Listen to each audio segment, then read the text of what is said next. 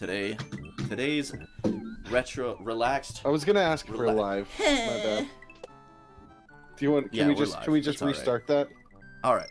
So today on Relaxed Retro Talk, we're gonna be talking about Castlevania, and we're also gonna be talking about a game series that Mike actually got me into, and I just finished, and yeah, Xenoblade Chronicles. We'll be talking about that, but first, since I'm coming hot off the trail of beating both Castlevania Symphony of the Night and beating most of Castlevania 2 Simon's Quest tonight, let's start off talking about Castlevania. Right into Castlevania, and we're playing Super Mario World at the same time. That is the relaxed. That's the relaxed part. Although I gotta say, playing Mario doesn't feel very relaxed at a certain point.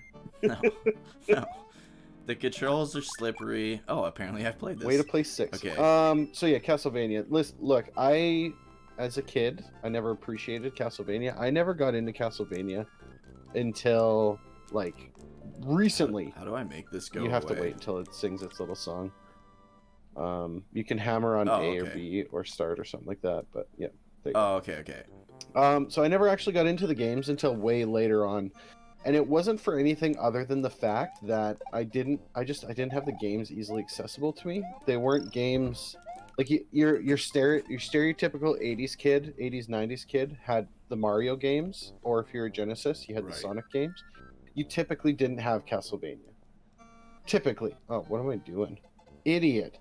And so you typically didn't have that. And it's not like when you did, you were like, this game's great, but I gotta say, I don't really know anybody who had the Castlevania games, or played them, or anything.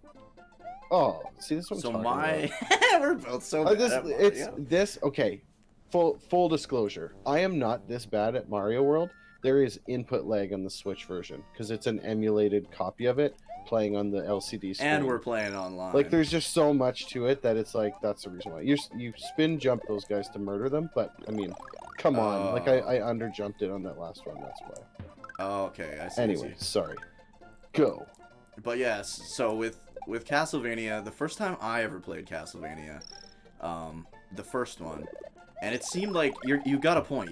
Not a lot of people had it, but the people that did were like the older kids. So like my babysitter is where I first played look it. at the box. Look at the box art. So you think 1987? Like, you look at that box art that's on there, right? What parent's gonna buy that for their like 6, 7, 8-year-old kid, right? God. It's just and it's fucking like hard. Like the first one is fucking hard. See, I think my parents would have just looked at the horror version of things on screen, on the box art itself, and would have been like, nah, this isn't for my kids, and then they would have grabbed me a copy of Bubsy or something, right? So holy. But unfortunately for me is what I'm kind of leading into, because I feel I missed out big time by not playing those games, and the sheer reason is now I'm going back in time, playing those games, playing the original Castlevania, and working my way through them, and we're playing Castlevania Harmony of Despair, and then I'm watching videos on, you were playing Symphony of the Night, all these other games that came out that were absolutely fantastic. Soundtrack fantastic, storyline fantastic, just unbelievably great games. And I look back and I'm like, man, I missed out on all of that, right? But that's even that's like all across the board though. Like basically one of the main reasons I started streaming was because there's so many, like, I'm a huge JRPG fan, and there's so many JRPGs that I've never played, right? And that's kind of the goal of my stream, is to go through and play. First it was to replay all the Dragon Quest games, because I needed an excuse to do that. Fair. And then to replay all the Final Fantasy games, including some that I've never played. But just that alone, like, that whole idea was to just play all these games that I missed out on. Like, a lot of people love these games, and for good reason, and I missed out on them. And that's like you with Castlevania. I mean, that's like me with Castlevania too, really, because I played the first one. I played Castlevania 3. I didn't play Super Castlevania 4. I didn't play that until I streamed it. Did you just shit out a fucking Yeah, it happens mushroom? when you eat enough berries. It's a thing.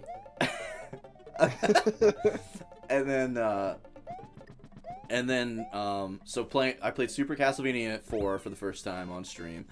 Absolutely loved it. It's still not as good as Bloodlines, but I grew up, I played Bloodlines, and then I played Castlevania 64, and then I played Symphony of the Night, and then I didn't play a Castlevania game, I don't think, until Lords of Shadow came out, which was on the PS3. So I missed out on a lot too, which is why I decided to get into the series and start just playing all of them, because there's so many. What are you I doing? missed. Go back through the pipe. Yeah. Really? Is there stuff in there? Oh, you can't. You ruined it. Not You have anymore. to hit that P switch and then you collect a bunch of coins and get a bunch of extra lives. Oh. Well, there you go.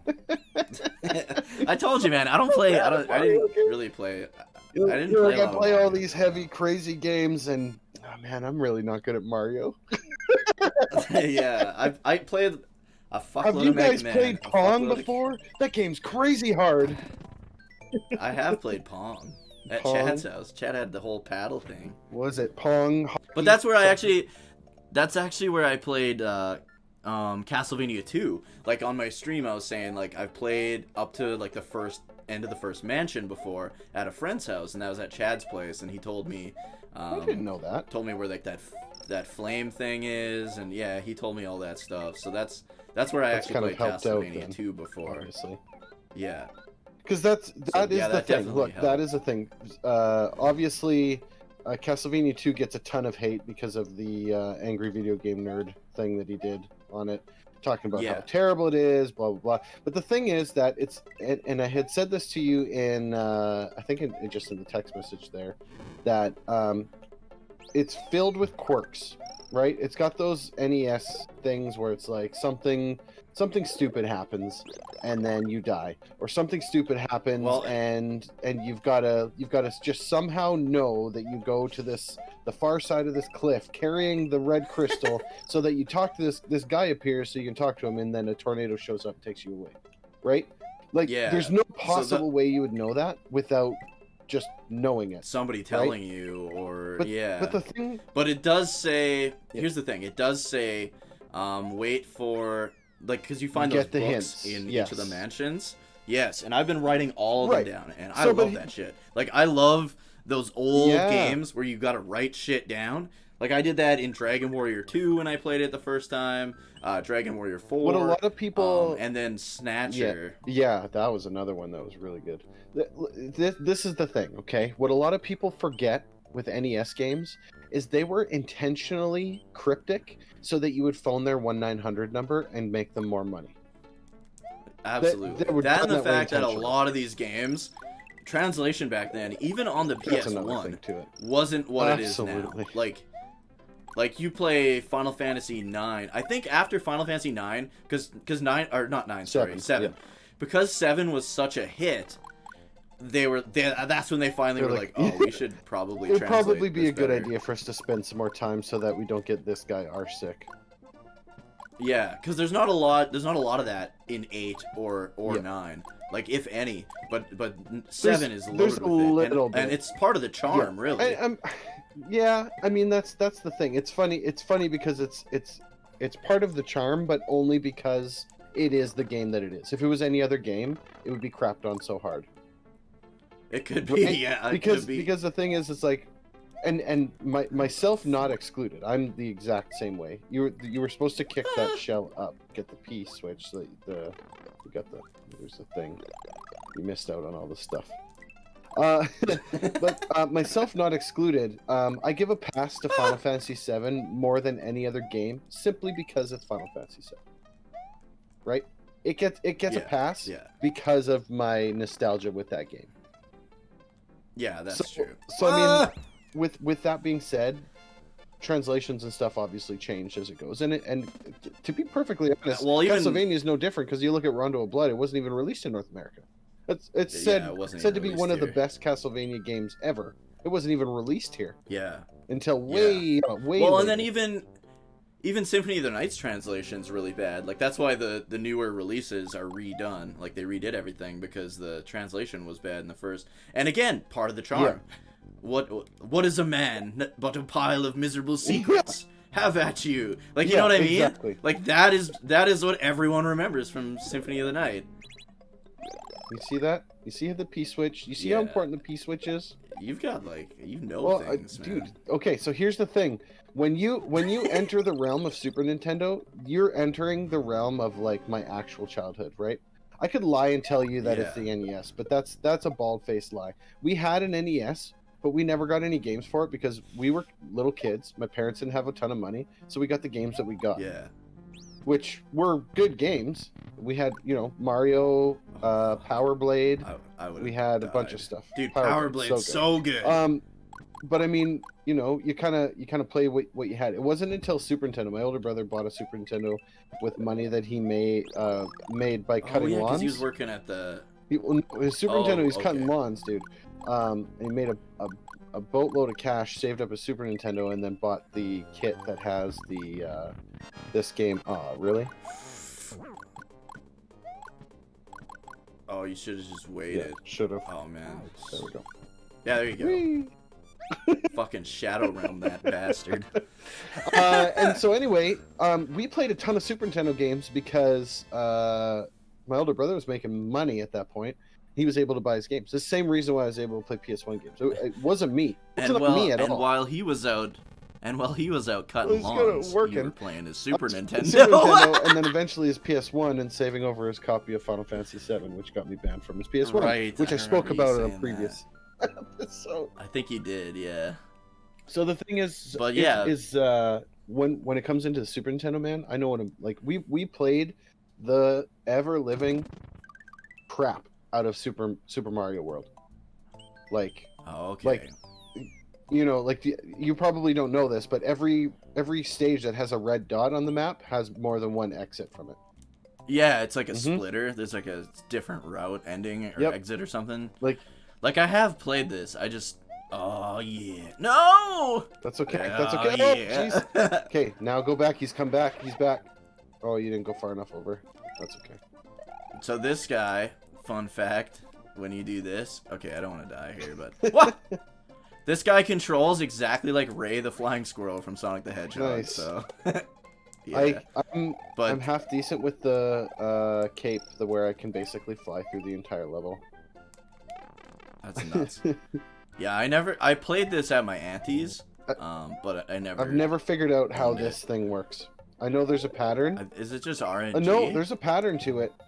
Once you stumble across the pattern, then you're good to go. But you have to find the pattern and then you unlock it from there. Wait, go back. Okay. Oh my god. Yeah, go through the pipe going. I didn't know if the... Yeah. This one? Yep.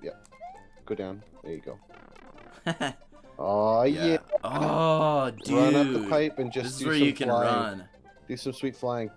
No, that's not. Here, I'll give you a tip. Now just press back. Don't push anything else. Just back. Yeah. It's the same as Ray the Flying Squirrel, man. You go down. You don't have to go that far down. Down. You can literally, like, as soon as he starts dipping, press back, and you'll just run a straight line. Yep. Oh, really? Oh, I see. Yeah. Yeah. So you don't have to let him dip so hard, and you can literally just collect every single one of those coins. I put my hands on my hip. When I dip, you dip, we dip. Remember that song? I remember that song. Oh man, we're so old. Fuck. We're so old. Wow. So anyway, Castlevania. that was a massive derailment there. Yeah, totally. Here's the thing that I think has hooked me on Castlevania more than anything else: the soundtrack. Dude, probably best video game. Unbelievably as a whole, like franchise wise. From day one, 1987 to now, that music is unbelievable. I don't know. Dude. I honestly and truthfully don't know how they did that. Uh-oh, I forgot about these stupid things. Go on the dog! I really don't. I don't know how they made that, like, Vampire Killer. I don't know how they made like all of the soundtracks of the original Castlevania. Just unbelievably well done, and 8-bit to boot. Yeah, dude. Just No, go, man. whatever. You know, the blips and bloops of the NES, and they pulled that off, and then you hear that remixed now, like even in Super Smash Brothers, they've got the Vampire Killer remix in it. That's one of the stages. Right? Yeah, it's like with full orchestra and everything, like everything. Right? Do you want me to go back here? Another cool. What are we? Oh what yeah, are we doing? sure. Are we doing if you know how to do secret paths? Doing whatever, man. I don't want these. I feel like the next couple podcasts will just keep playing this game, just because there's not a lot of games where you take turns playing. You know what I mean? Yep. And that kind of format works best for what we're doing. But yeah, as far as Castlevania, like other than Castlevania 64, which is the one I'm gonna be playing after I finish Simon's Quest. Oh my God, there's stuff up there.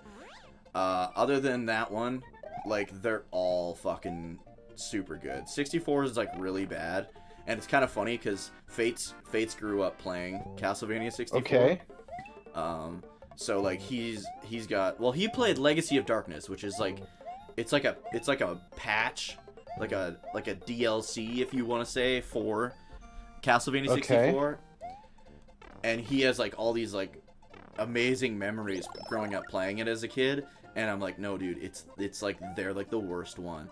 And he's like, what? No, it's a good game, but it's so bad. So I'm not looking forward to playing it, and that's the one I don't know if I'm gonna beat. Like, if there's a Castlevania game I'm gonna quit on stream, it's gonna be that one. Like, it's really bad. And you're look, I love you, but you're not a 3D platformer kind of guy. No, you're just not. I can't 3D you're platform. Just not. And that's okay, because you're like me, where you need to be able to move that camera angle the exact way. Do you see what I'm doing here? You see basically... Dude, you got like 50 billion lives. It's ridiculous. You have like 11 lives. I have like 1, I think. Yeah, like I'm also not a and it was also... guy. It also came out before like God of War, so they didn't have that hack and slash 3D game like base yet. Like, they didn't know how to do that properly, right? So Castlevania 64 is kind of like trying to break ground that way as well, and it was just awful. Like, there's not really anything good about it. So I'm not looking forward to playing that one, but I also wasn't looking forward to playing Castlevania 2, because all I've heard are bad things, like forever. Like, that's all I've ever heard about the game. Because A, the angry video game nerd, but even James Rolfe said he actually loves Castlevania 2. He just thought it would be funny to make a video complaining about all these stupid little things, right? And so he did, and it took off, right? And I mean, and again, the quirks, right? It's it's cryptic as fuck. Yeah.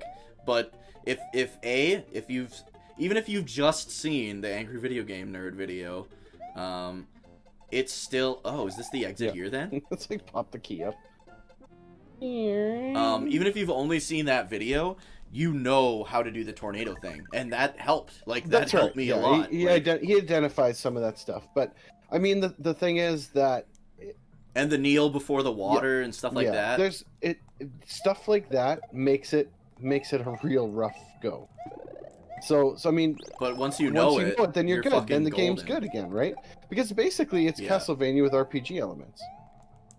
Absolutely, and as much as everyone loves Symphony of the Night, like, Symphony of the Night is still regarded as the best Castlevania game ever made. Symphony of the Night would not exist without Castlevania 2, because it's the same thing. It was like the blueprint version. Yeah, exactly. It's an 8-bit version of Symphony of the Night. Just much better. Yeah. But obviously, I mean, you've got 2 generations of console in between that. 2? Jesus. 2. Yeah. 2. Because you've got the NES, the SNES, and then PS1 and 64, right? Yeah. Can I go off? Also, yes, you can. Actually, it's this little one that you go up. Okay, I'll try this. Don't get crushed, though. If you don't make it, just run. Okay. But honestly, I'm absolutely loving Simon's Quest. 100%. Like, I was enjoying the whole time. Like I was dreading playing it because like I get mad if I don't know what I'm doing in a game or something like that. But it's not that bad at all. Like if you just walk around, you talk to all the townspeople, you write shit down, which is what I'm used to. I grew up playing. There's a beanstalk in that last one.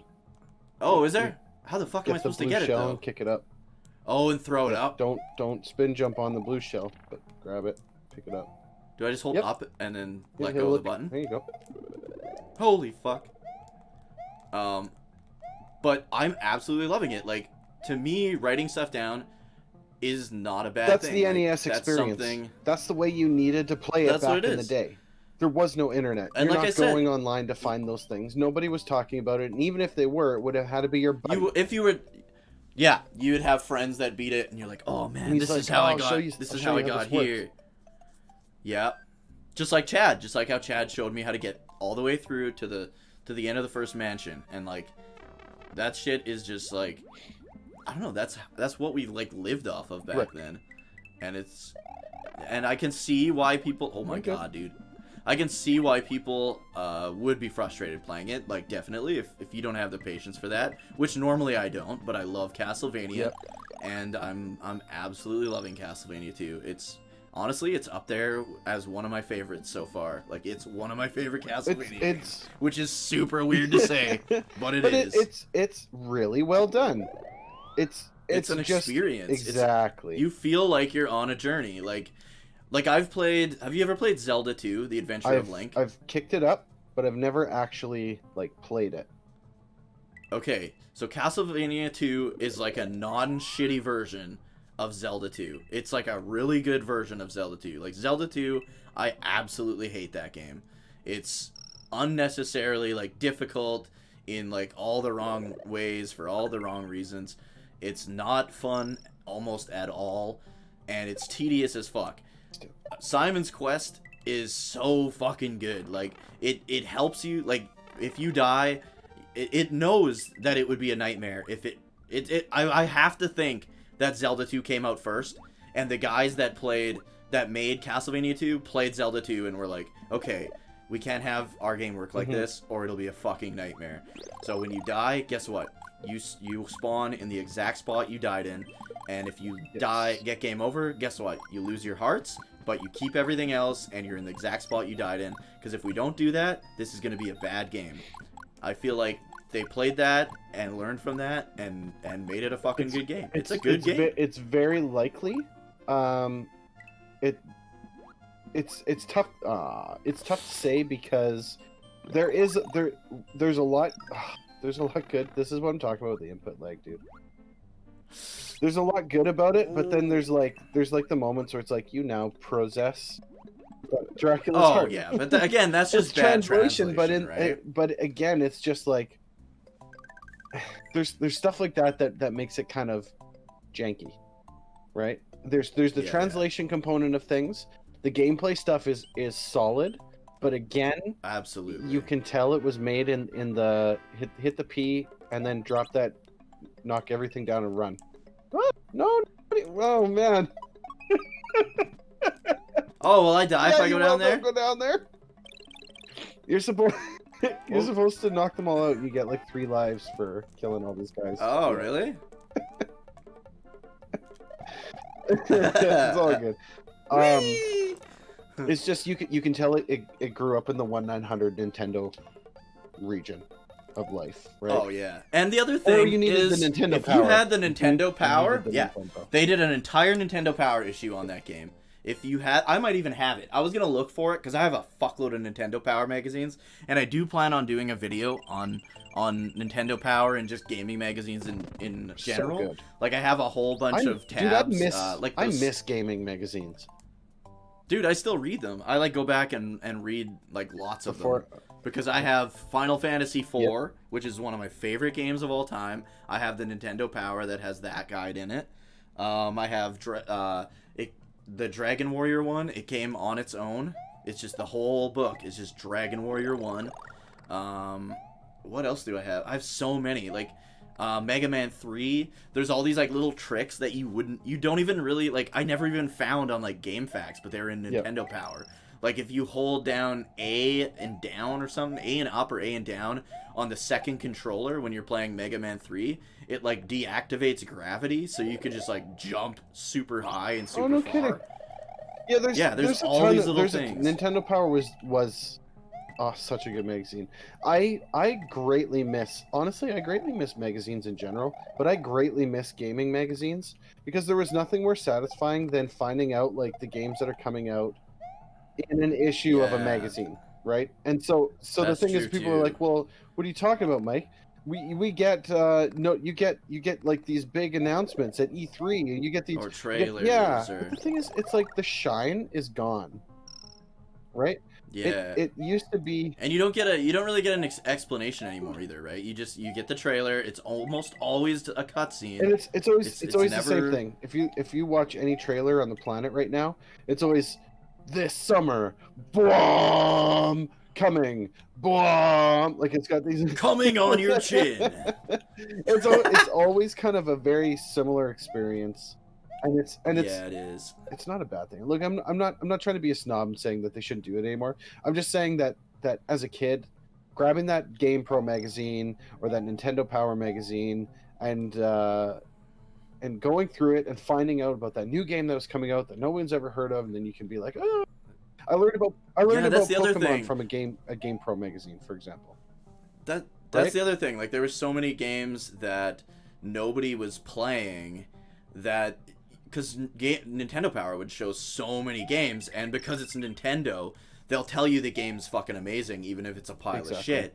So like Kickmaster, like I only knew about Kickmaster because Nintendo Power. Like Powerblade's a good game, but I only knew about it because it was in Nintendo Power. Even if it's just one little box that has one little tip because they had tips fucking everywhere, right? Like you didn't have to have like the whole issue on it. And it would just be in the corner, and you're like, fuck, that game looks good just from that picture. And you'd go out and you'd buy it, right? Like, oh man, so many games that. But anyways, we've talked about Castlevania, we've talked about Nintendo Power. I'm really looking forward to playing the rest of the Castlevania games, like I said. But the next topic we need to get into is the trilogy of games that is fucking, first of all, massive. Second of all, why can't I go through there? Through the door first. Okay. Is this a fucking puzzle or something? Hit the P, go through the door again. Hit the P. Oh, it says to go this way, though. Oh, this door? You can. And then hit this. Is this a... What is this? It's just some coins. Oh. You can control the coins with the D-pad and move them around to get extra. Oh, I didn't know that. Go through here, hit the thing. And then go through that door. Hit the P, go through the other door this time. This one? Now hit the thing. Ah! Hey. Look at Mario's ass, yeah, absolutely. We're going to talk about Xenoblade Chronicles. Full disclosure right now. This is going to have spoilers in it. It's a JRPG. Huge spoilers. Okay? It's going to have spoilers. So here's your opportunity to pause this and go play that and then come back. Don't leave. Let's talk about before we get into spoilers. Let's just talk about some good parts of the game that don't involve plot. So starting from the first one, I mean all of them. The music again. The music. It's so good. Music, all of them. World design, Monolith Soft is fantastic when it comes to soundtrack and when it comes to world design. They have their flaws. Absolutely. Yeah, they definitely. Oh my god, dude! I'm about to show you this game. Show you one of my favorite secret spots in the whole game. And like, this is my favorite Mario game. This is the one I've played. Well, other than Super Mario 1, this is the one I've played the most. Is that a ghost one-up? Why are you getting so many? I'm great at this game. How are you not getting killed by ghosts? I'm great at this game. Oh, okay. But yeah, the world's amazing. Oh, the characters, for the most part, in the first one, there's some fucking, actually, honestly, all of them. There's some characters that are definitely forgettable, 100%. But some are also really You can good. tell that they have their kind of quote-unquote party for you to use in the game. Yeah. funny, trivia tip. You can go up and go to the top secret area. So I'm going to go there too. Okay. So are you big? Yeah. So get the middle. You can grab the ones on the left first, but get the ones on the right last.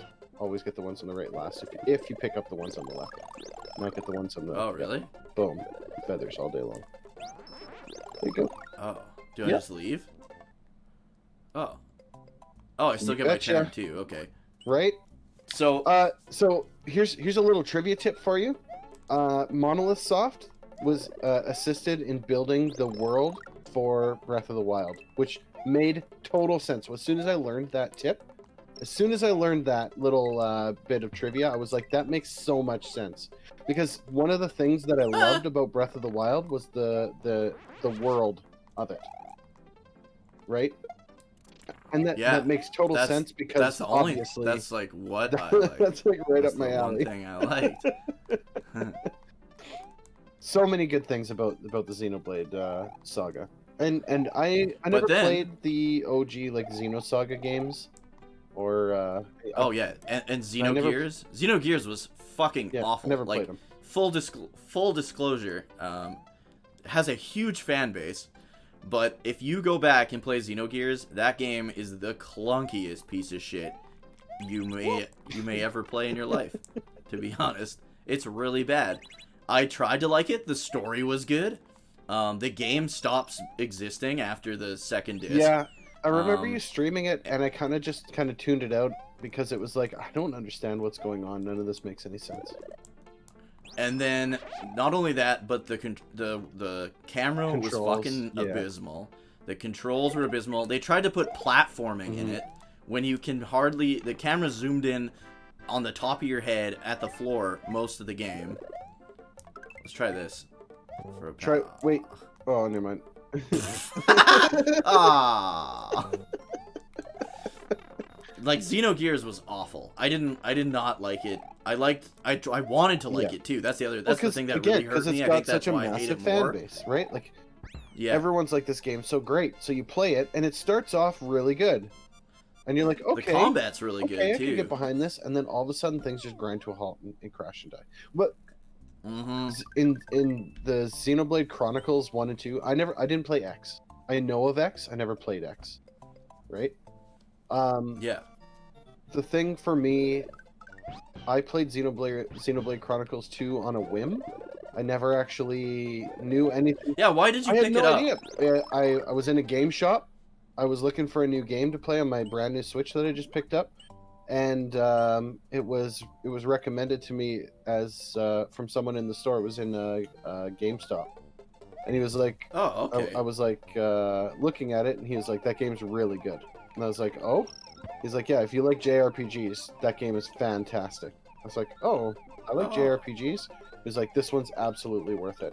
And so I just kind of bought it on a whim because I was like, well, I was in a city. On a training course for my work, and I had a week basically to myself, no kids, no nothing. So I was like, well, now's a good time to start a JRPG. Oh, you had your Switch with you. I brought my Switch with me, right? Because that's why I went in there, because I wanted a game. That's so awesome. So it just happened out. It just happened to work out for me.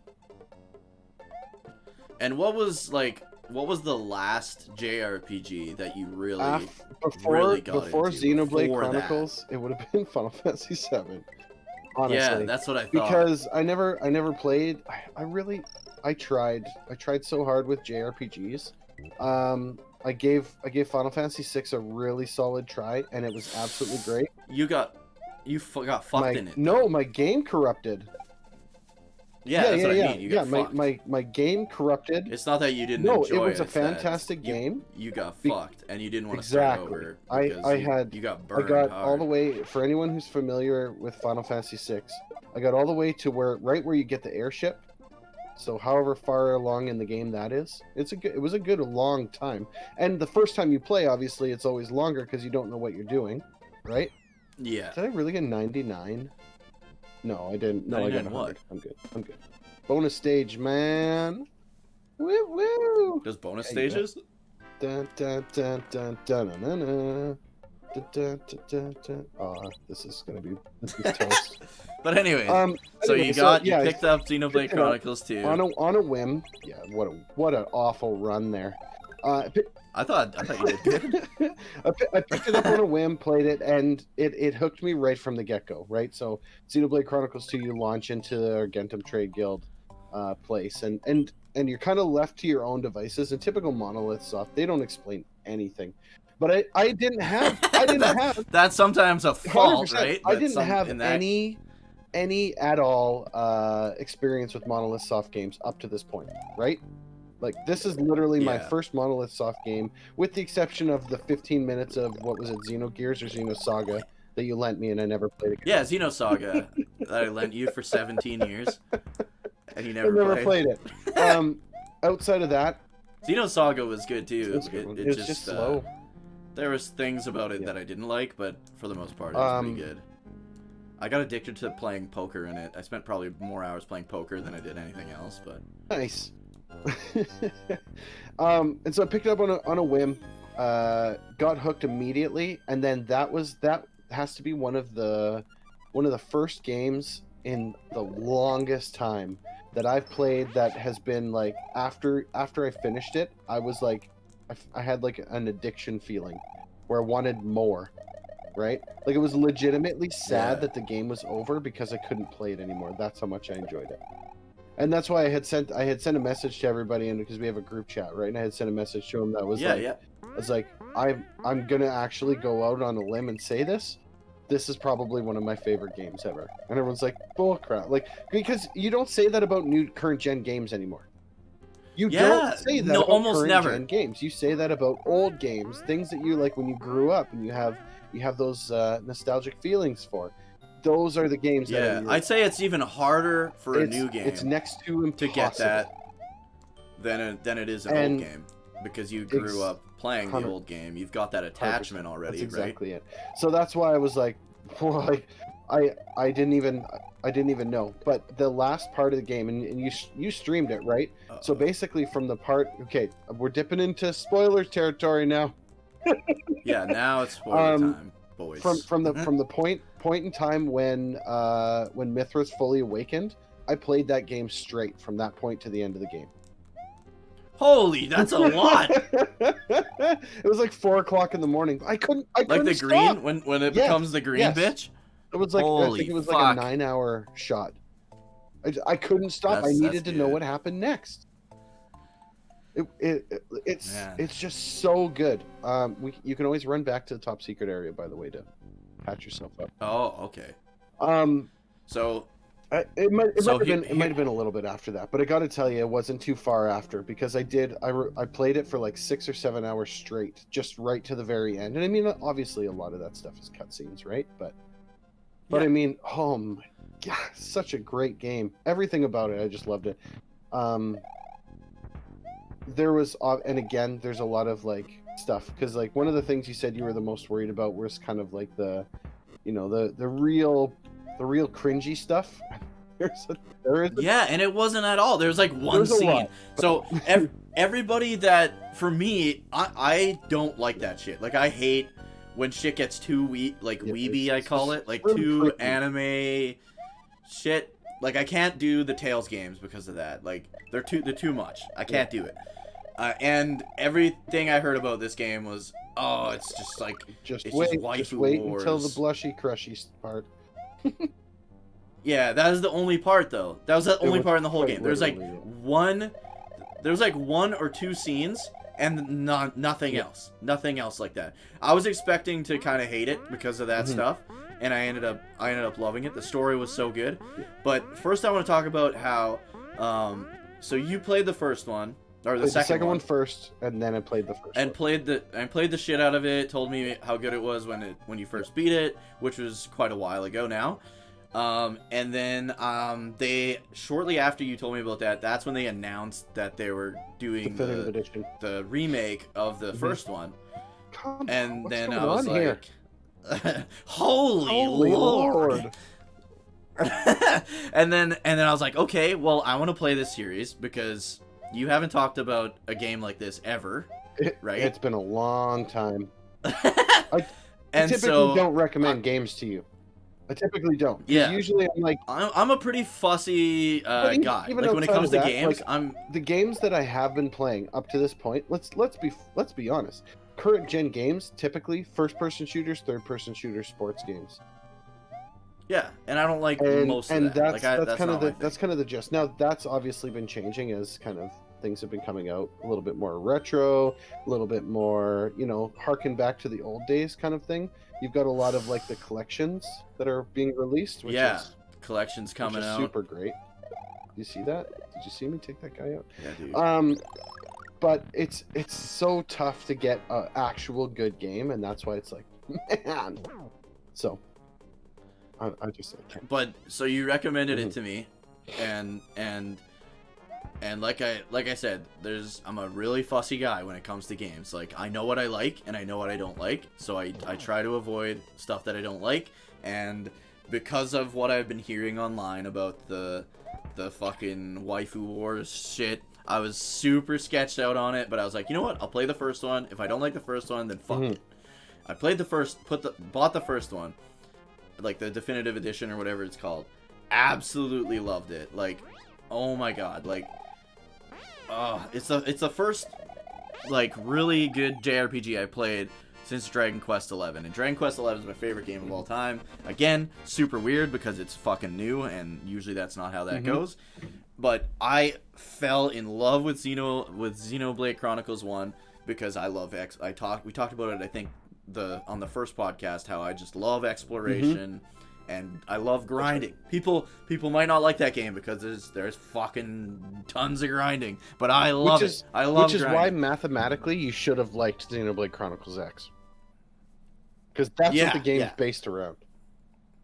Yes, but I'll get into that. There's a lot of bad shit about that game for a moment. But I fell in love with the world, like the fact that you're living on this giant Titan, and it's basically the inhabitants of this Titan is the Bionis. All basically biological life, as far as you know, all biological life lives on the Bionis, and as far as you know, all mechanical life wants to completely eradicate you for no reason other than you're living on the Bionis, like you're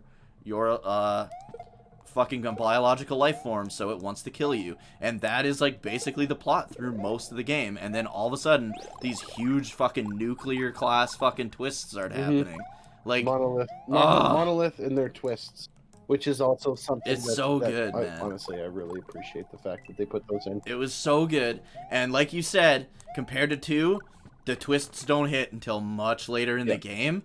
But because I was enjoying the world so much, I was enjoying the gameplay so much, and the characters so much. Like, the thing about Xenoblade 1 is it's got maybe like 3 or 4, maybe 3 good characters, but you only have a party of 3, so who the fuck cares? Like, like I loved Shulk. Yeah. Ryan was like okay. He wasn't great. He was more funny for like meme purposes. It's right. And then as soon as I got Dunban, I was like, okay, we're getting Ryan out of here. We're sticking with Dunban. And then goddamn Riki, the greatest fucking character, like one of my favorite video game characters of all time now. He's so good. He's hilarious. Everything about him is so well done. Like, he's fucking hilarious. He legitimately thinks he's the legendary hero, despite basically his chief just lying to him because he wants him to leave the village because he's costing him all this fucking money because he keeps banging his wife and having billions of kids, and he owes all this fucking money for food. It's just that the whole thing there is just so well done and so fucking funny. It's so good, and the world, the lore, like the mystery, like there's so much mystery in that game. And then the more you learn about it, the more mystery there ends up being until like the very end of the game. Like, it's so good.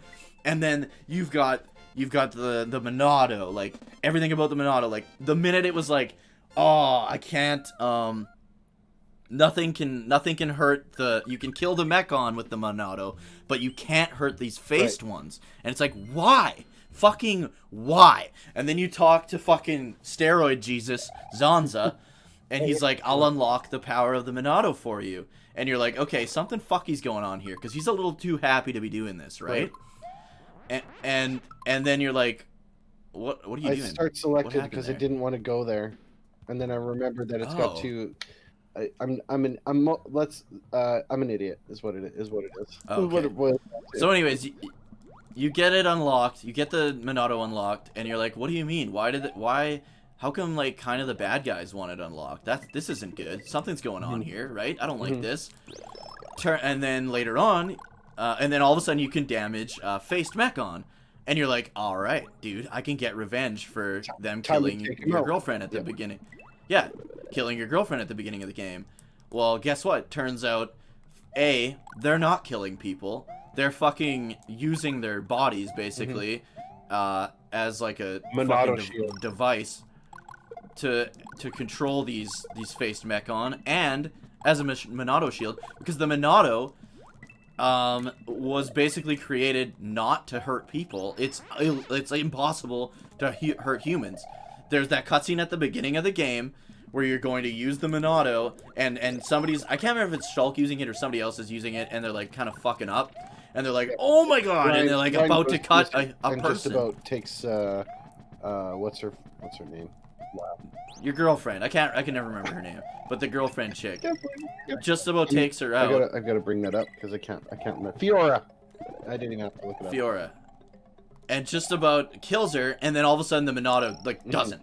It doesn't work on people, and you're like, wait a minute. Now I can kill these Faced Mechon. What does that mean? Before, the only thing the Monado couldn't hurt was people, and then all of a sudden, dude, these Faced Mechon have fucking people in them. Like, oh my god, dude. That was so good. Blew my fucking mind. Also, yeah, she's now, like, as far as you know at this point, she's the leader of these fucking guys. Your dead girlfriend. And it's like, oh man. And all the twists, and then you find out that it was the Bionist that fucked up the Mechanist, and it's actually the Mechanist that's fucking the good one. And all of a sudden the world you live in was actually created by a fucking guy in a lab in a space station to preserve life and start life anew, basically. And then the end of the second one is the fucking world. You find out in the second one, that's the fucking world that the architect, the guy in that space station, that's the world. You're in that world the whole time. In Xenoblade 2, you're just above the cloud sea. Holy fuck, man. It's the absolute thing. And so here's the thing. I played Xenoblade 2 first. So none of that stuff made any sense to me. Yeah, I was gonna ask you. It's not that it didn't make sense. Do you regret playing the second one? Would you have rather, not regret, but would you have rather played the first one first? No. I like the way that I did it, to be perfectly honest with you. I think if I played the first one, I don't know if I would have played the second one.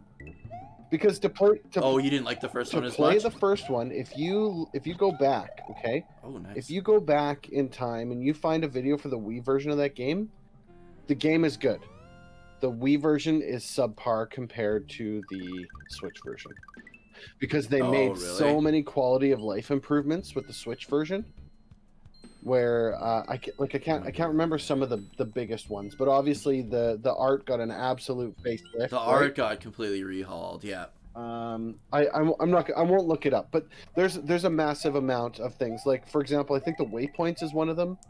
And I never played the Wii version, so I mean, forgive me for that component of it. But the idea basically being that what they're essentially saying is that the Switch version made the game that much better. The game was already good, but the Switch version made it that much better. And if you remember, this was released on the Wii. That means that it was released with awful controls. That means you were playing it with the stupid Wiimote. But I mean, do you wish you would have played Definitive Edition and then yes, if that was the case, then I believe so. Yes. Yeah, because that the whole time I was getting near like the end game stuff in the second one, I was like, man, I totally would have like See, the thing is, not have wanted to play this one first because all those connections. But the thing is that those connections, there's none, and then all of a sudden, those connections still happen. They just happen in reverse. So, Yeah, so for exactly, you, when right? you're watching the end and you hear Shulk go, "Today we fell a god," Yeah, was that super confusing when you watched it with like out any? it was just a line. I was like, okay, whatever, so be it. So when But you then when I watched played it, at the end of the correct. first one, were you like, holy I fuck? was like, there you go. That happened in the second game, right? You see what I'm saying? Is it Yeah, still the same thing? It's just literally the opposite. And then while yeah. we're playing the definitive edition, I'm watching things like Alvis's necklace is Yes, Pyro's. he's the Yeah. third dude. He's the third Aegis. He's the third Aegis. Because remember, they're talking about how the third Aegis just went missing, like just disappeared, right? And there were three, but you never see the third, and he just disappeared. He got sucked into like some fucking vortex or some shit. And yeah, Alvis is the fucking third one. And that also makes the Monado thing make sense, because Alvis, like if you think about it, Alvis is a blade, right? Because he's the Right. Aegis. And so his weapon would be the Monado, which is why, just like how Nia can use her own sword, that's why Alvis can use the Monado, and it's not like a big deal. So that makes you really think, like, did they have this shit planned out when they were making the first one? I personally, I believe so. Yes. Because there's no real explanation in the first one as to why Alvis can use the Yeah. Monado. You know what I mean? Yeah, I mean, aside from the fact that, like, oh man, of Are your eyebrows floating, or is that just your hat? It it's looks the super hat. weird when you It's the fall. hat.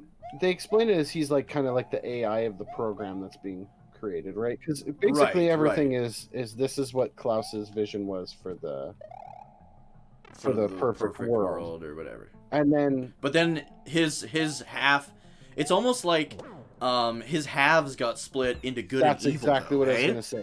Is That's how you is that took it the evil too? side went to Xenoblade 1, the good side went to Xenoblade 2, right? Yeah. And And he, I you know what was like a huge moment for me in the second one was what does this pipe go to? Did we do this nope, already? pipe where's goes this out to gonna go? the cookie bridge Okay. eventually. Xenoblade 2. So he creates. So there's like war, right? Because humans That's just make how it war. goes. That's fucking what they do. And he was like, you know what? This sucks. This is the only hope, because they were in that space station. The war was getting way too bad. Everyone was basically going to die. Is basically what it came down to. And he was like, fuck it, I'm gonna do it.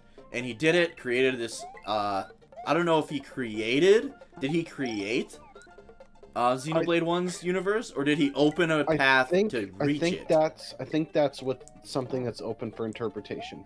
I believe Yeah. the way that it's presented is that it was. I want to opened say up- he created it because he's basically a god in the first one. I right? believe the way that they were presenting it was he opened up the path to it for him to create it, right?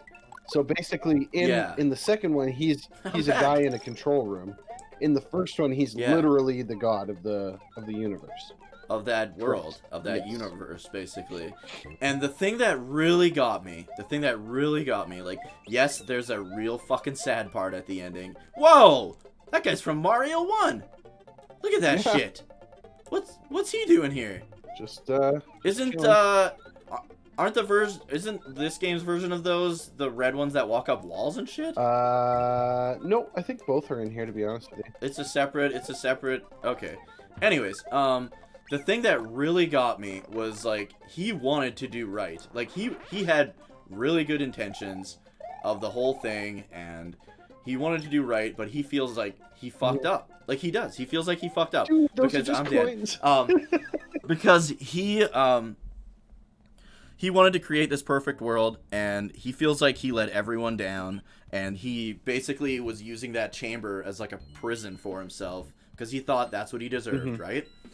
And then, anyways, and then you beat up, what was it? Was it after you beat up Malice or before you beat up Malice when you talked to him? And then Rex is like, you talked hey, to him before. Man. Yeah, okay. And then Rex is like, and he's just like, Klaus is super depressed, like, old. He's got, like, these pipes hooked up to him just to keep him alive. He knows And he's about to die. Yeah. And Rex, being the happy fucking guy he is, he's like, look, man, thanks for everything. And Klaus is like, what do you mean? For life. He's like, thank you for giving us life, for giving us a world to live in. And Klaus never thought of it like that. Klaus thought he was the biggest fuck up. You know what I mean? And that was like so fucking cool to me, that part. Because you could tell on his face, he was like, I've never been told that before. Like, nobody, as far as I thought, I fucked up. And this kid, I'm going to put all my faith into this kid. Because you know what? He is a good kid. And I did do the right thing, maybe. Right. Maybe I didn't. Like, that was so cool to me. And then the part... No, I was just going to say, that whole segment, like, when you first come into that space, and it's like this giant space, you don't know what the hell's going on, there's this guy in the center, and he's just explaining everything to you, is like... Yeah. It almost seems like time just stops while things are going on, because it's like such a surreal moment. It's just crazy. The whole everything about it. You know what I was expecting when I got in there? I was expecting, remember that scene in that Matrix movie? What is it, the Keymaster or the guy? That's what I was expecting. Is he the architect in the Matrix too? Oh, maybe it was I think it is the architect in that as well. I was expecting like that, and then him to be like kind of like go fuck yourself kind of thing, you know what I mean? But it ended up being like this awesome, amazing moment. That was probably my favorite moment of the whole game. Was that part right there? It was really good. But then and the fact that like you didn't get to see him for like a long part of that, and then when you finally do see him, all right, you fuck. And then when you do see him, he's like got half this body, and then you can hear Shulk, and you're like, wait a minute. That on the other side of that, because you never played Future Connected, and it's probably for the best because it's not good. But that black shit that was on his other half, enemies from Xenoblade 2 start coming in through these rifts, like that black shit. Right. And that's when I was like, I saw that black shit. I could hear Shulk on the other side of that. He said that part of him is on the other side, and he, because Shulk and Zanza are basically like the same person. Like Zanza takes on Shulk's form, basically, right? And it was like, oh my god. So yeah, that's right then was when I was like, oh my god, that's fucking Zanza. In the other world, that would be Zanza. And it was just so cool. That whole part was so fucking cool to me. Right. Absolutely. And there's so much awesome stuff. The ending to Xenoblade Chronicles 2, where Numa pulls Poppy and Zerda aside, and you're like, oh my god, she's gonna die. Yeah. It's like after all of that, immediately. After all of that, she's gonna die. It's like, and I mean, and you kind of piece it together, and you're like, no, that something's gonna happen, and then at the extreme end, you've got the kind of vision of them being there. But I truly, honestly, dude, I believe that both games in their endings. Oh, you got to go down for this one. Both games in their endings ended in like their quote unquote perfect world, what they would like, and I think that's where Xenoblade 3 is going to come in and explain how that's like not real. Ooh, you think it's not real? I think it's not real. See, here's my theory on that.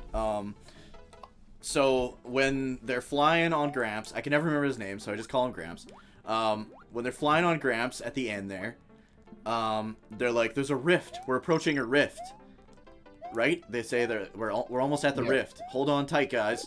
So those rifts are what's opening up in Future Connected. Those rifts are what monsters from that I end up finding out are from Xenoblade 2 are coming into, oh my god, there's a pufferfish, are coming into the Xenoblade 1 post-game universe after I'm dead, after they beat Zanza and get their perfect universe, right? Because that's a new universe technically, right? Because Zanza basically said, or Shulk was like, I'm going to create a new world, one that works for everyone Right. kind of thing, right? So that world is the same world as the one at the end of Xenoblade 1. It's the same. I think it's the same universe. Because as soon as they go through the rift, the lighting of the sky changes to the exact same lighting. You never see that lighting in Xenoblade 2. That is the exact same lighting that is in most of Xenoblade 1. Okay. You know what I mean? Like, it's that that kind of Well, amber sky. there's so many different ways it can go. The reason why I think that it's not, something's not real, right? And they may both be in the same world Because it's too perfect at the right end. And like consider They've got the 2 chicks alive in the second one, and you've got first one, what's her name coming back to Fiora's life back, and she's no longer a mechanic in her body. There's too many things that when the game ends is completely left unanswered for, right? Yes, but if they're creating, if Shulk and Zanza or whatever are creating this perfect world, that's what would happen though. You know what I mean? They would bring those people back. If that's a new universe, that's the universe Shulk and Zanza created. That's gonna be the one where everyone's like happy. That's the universe Shulk was fighting for, right? Right. So I could see it being real because of that, but I see what you're saying too. Like, it could be something's not right. Like, if they're gonna make a third one, you've got to have some kind of a peril, right? You can't have it be a perfect world, or you have this perfect world and there's a new threat to it, right? You could go with that Exactly. That's my best guess at Xenoblade 3. I really hope they make a new one. I hope they make it. I just hope they make a Xenoblade 3. Then I can figure out from there about what's actually no. Well, can't beat this level anymore. Oh, you can't beat it without him? You can beat it, you just can't progress because you need to get okay. Well, maybe you can. No, you can't. So you got to have the blocks. Oh, the red one. Or you fly and you're fine, right? Oh, I gotcha. So on that note, talking about a Xenoblade 3, let's talk about the things I didn't like in the series.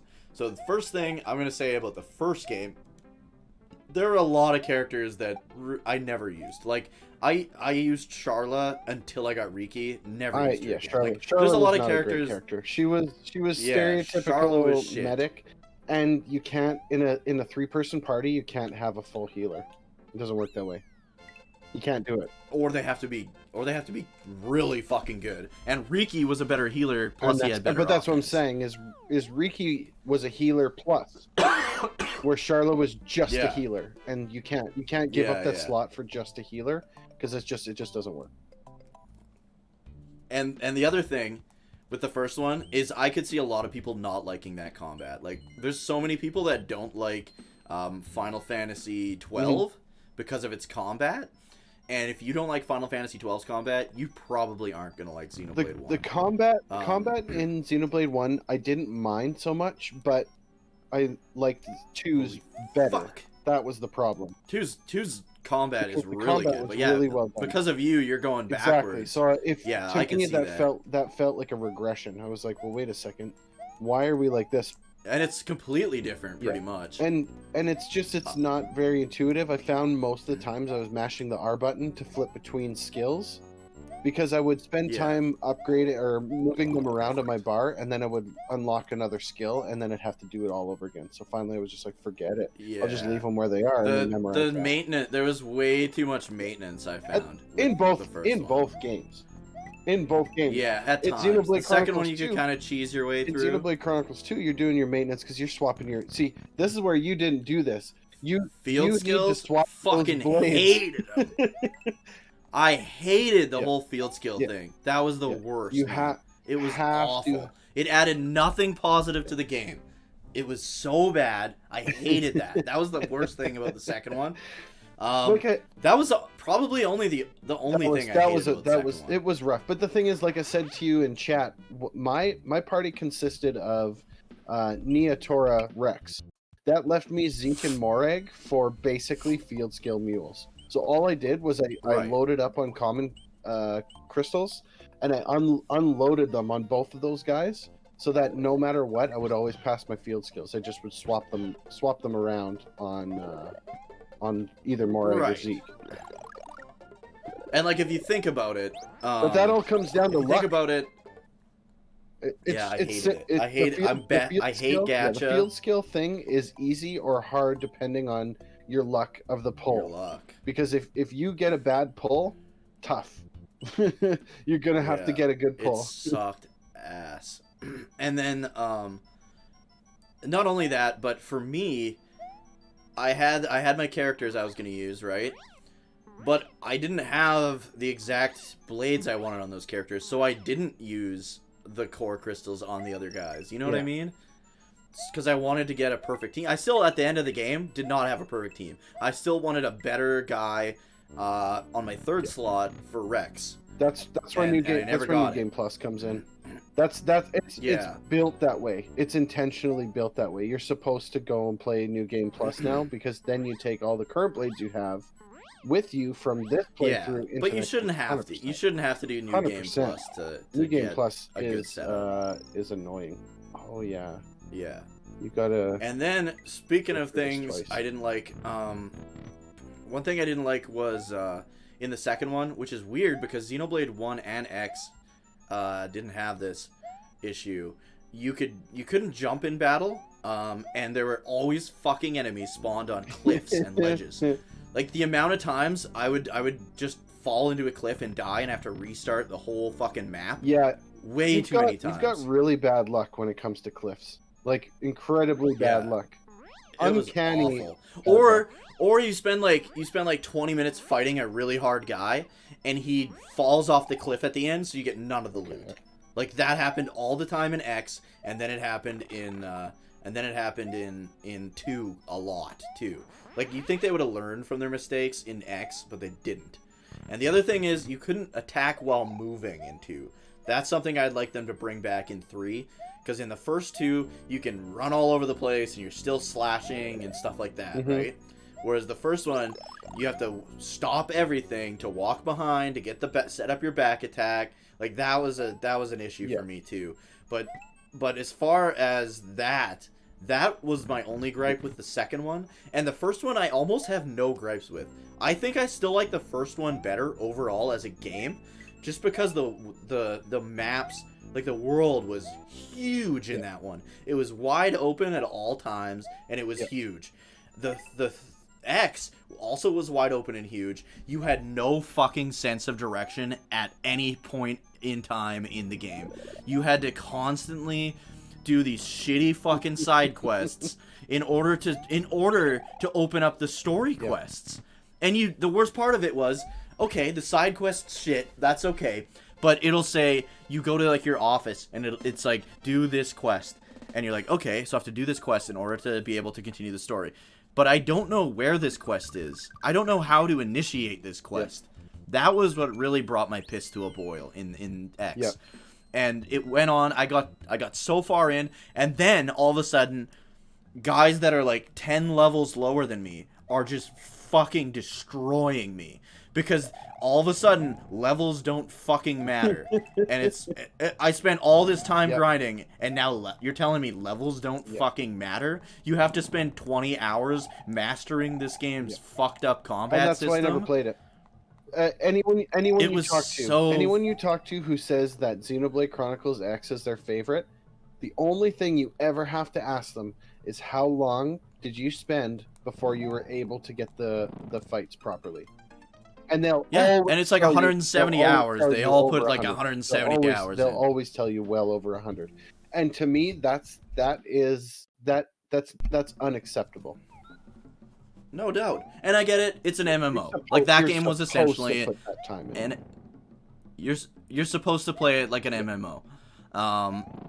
Was it still the story? The story was fucking really good. Honestly, the story in X was really good. But I couldn't finish it, and I really wanted to, but it's one of those games where the bad outweighed the good way too much for me to be able to finish it. I get it. A lot of people... Here's the other thing. The people that X is their favorite in the series, They like X way more than the others because that's the kind of game exactly. they like. It's a completely different game. And Yeah. ultimately, that's why. I mean, the thing is that it's not an easy game to find on the Wii U if you're not going to download the digital copy of it. But in the same token, Yeah. too, that's really one of the reasons why I didn't go out of my way to go and get it, because that's not my style of game. I enjoy MMOs, but I do not enjoy pointless MMO. And when I say pointless, I mean it in the sense that I'm going to drop I'm going to drop 150 hours on side quests. I hate side quests. I don't like and there exploring. was like fetch quests. That's not my thing. I get so bored so fast if there's no story driving me that I immediately walk away from it. Right. See, here's the thing with X. The story was really good, but you would play for say 10 hours in between each story part where you'd have any story development whatsoever. Yeah. Maybe even more than that. It was so much. I loved exploring. I loved that it had mechs. I absolutely love mechs. The combat system, other than when you have to master the fucking overdrive system, which I did not have the patience for. I did not have the time for. You guys have to, people have to realize, same with you. When we're streaming, that's all the time we have that week to play video games. We don't, for the most part, we don't have time to sit there and just fucking fuck around until we've mastered this fucking super complicated overdrive system.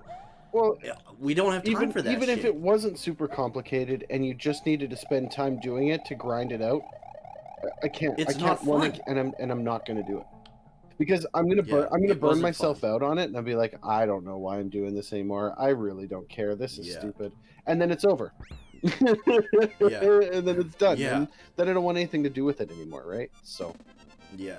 The other thing with me, and it was starting to happen in Xenoblade 2, like I know you were on a couple streams. I was starting to get upset. You're getting a little salty. I played through all 3 of those games back to back to back, and they're all 60 to 70 hours long. I was getting as good as those games are, and this might be why I like the first one best still.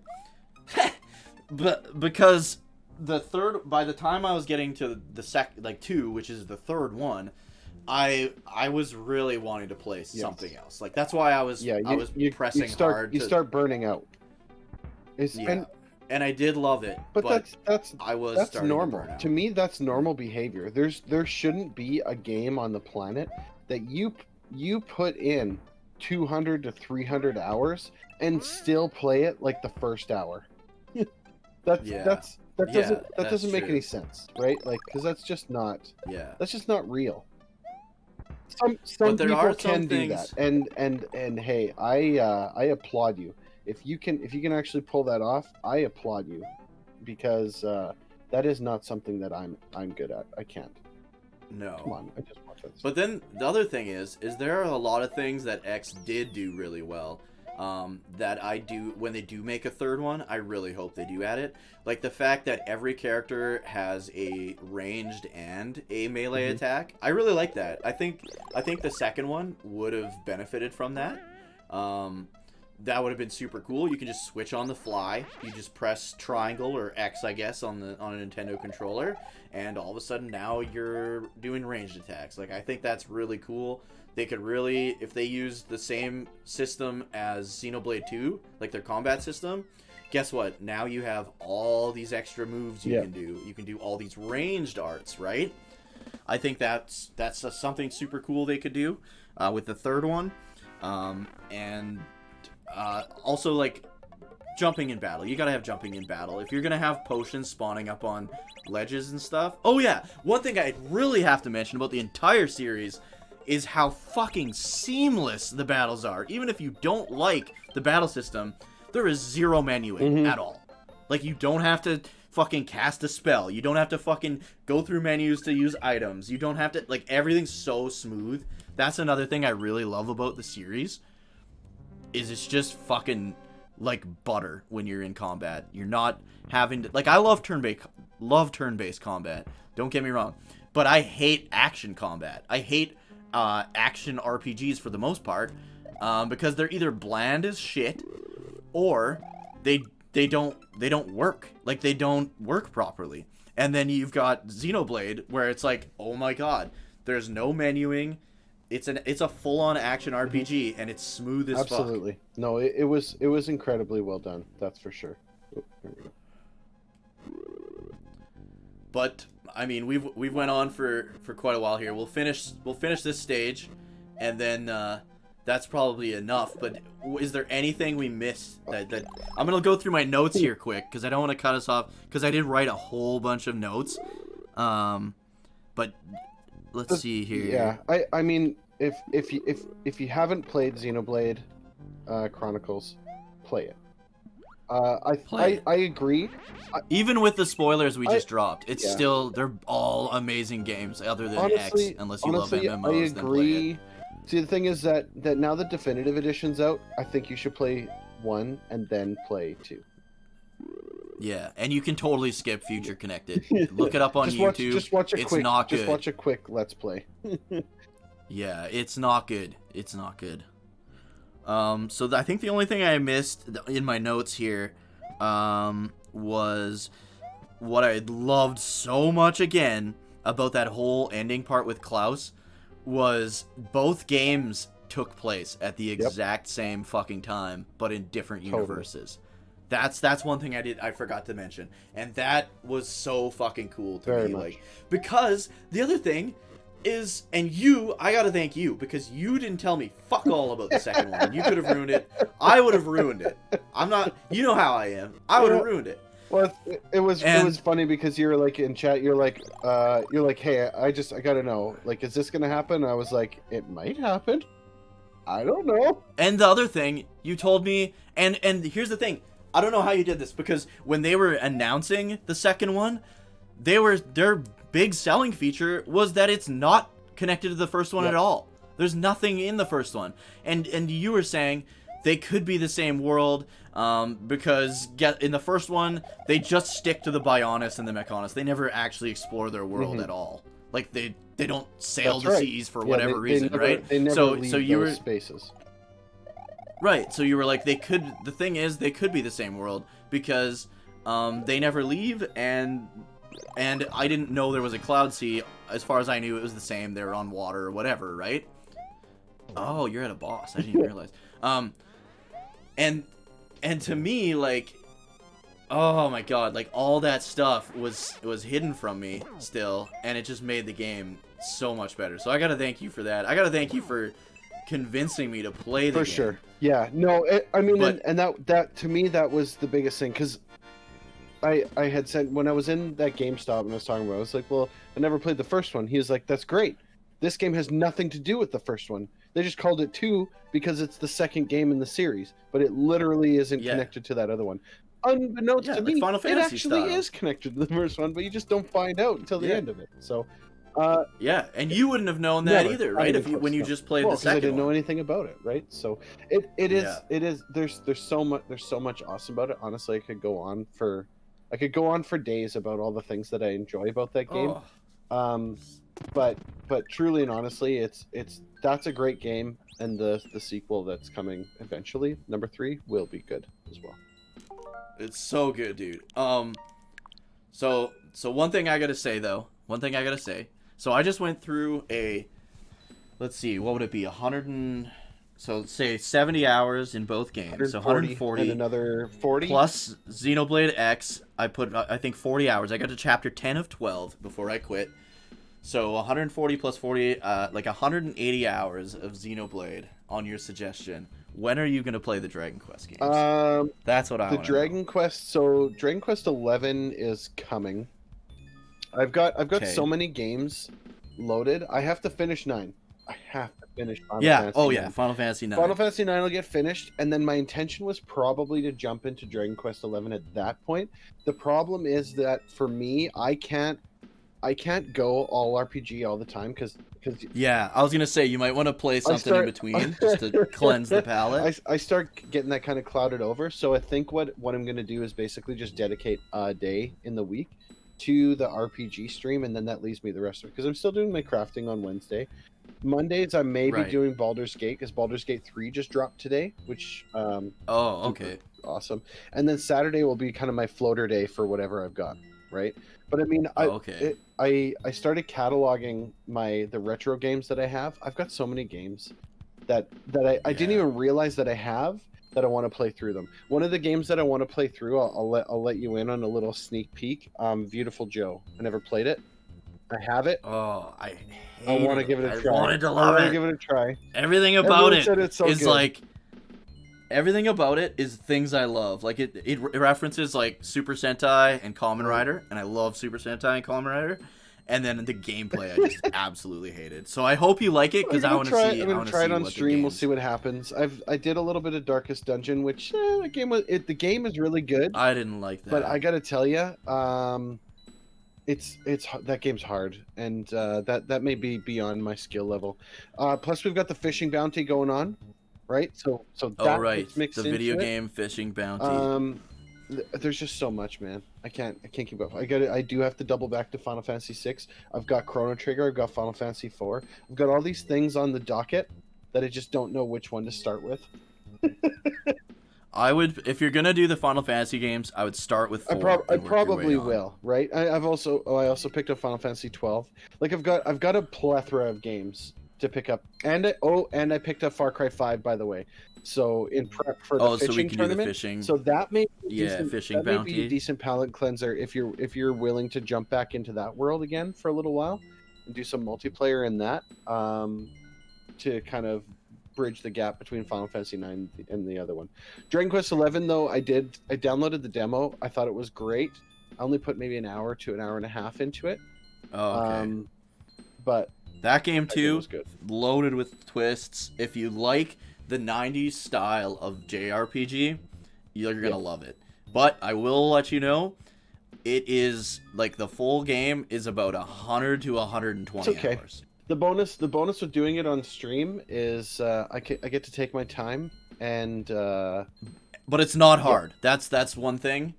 You can make it hard if you want. There's like a Dragovian or Draconian quest where you can set your own difficulty, but default difficulty, I say stay on the default difficulty. The third act gets kind of hard, but other than that, it's like smooth sailing, no needed to grind.